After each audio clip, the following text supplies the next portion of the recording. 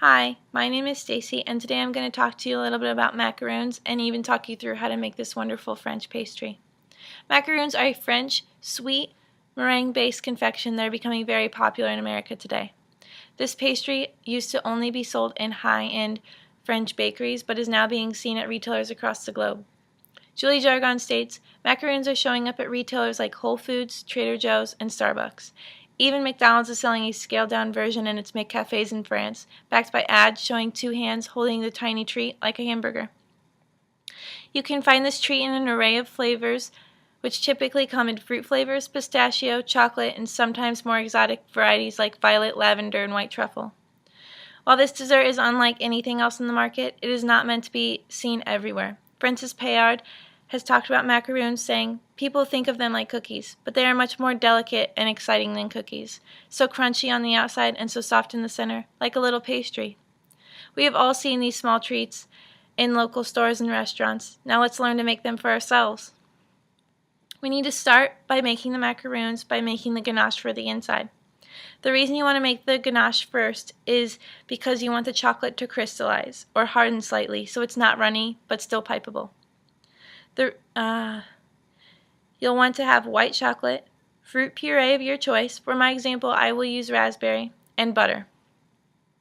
Over a double boiler, place your white chocolate and mix until melted.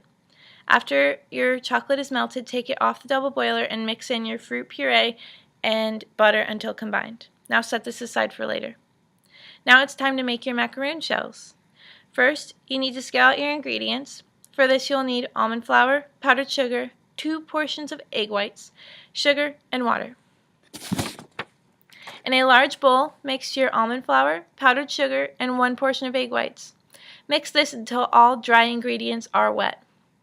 Next, you will need to make your meringue for your shells. This will take a little bit of multitasking.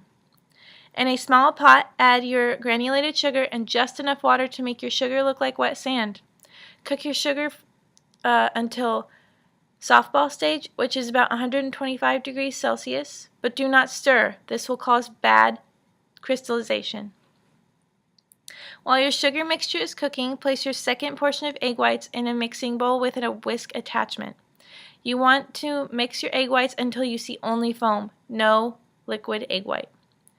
After your sugar is at softball stage, you want to pour it into your mixing egg whites. You'll want to keep your mixer running while you pour your sugar into the egg whites. Also note that you should pour the syrup down the side of the bowl so that it does not hit the whisk but mix evenly throughout the egg whites. Now you've made your meringue. Now you need to grab your large bowl with your almond flour mixture and fold in your meringue with a small amount of food coloring.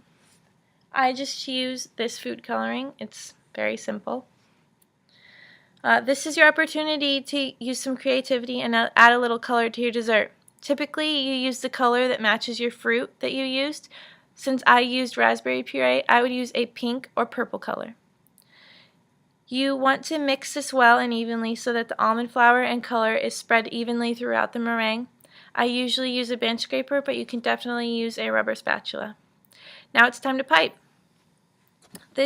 You'll want to use a piping bag with a round tip followed by some of your batter.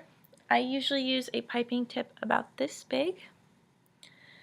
You will also want to use a large baking sheet with a Silpat. This is a silicone baking mat that we use to make our products look a little nicer. You can use parchment paper, but the product will not turn out the same. Pipe small circles of your desired size. There are small, medium, and large macaroons. It just depends on your preference and your style. Place the pan in the oven at 240 degrees Fahrenheit and bake for about 15 minutes.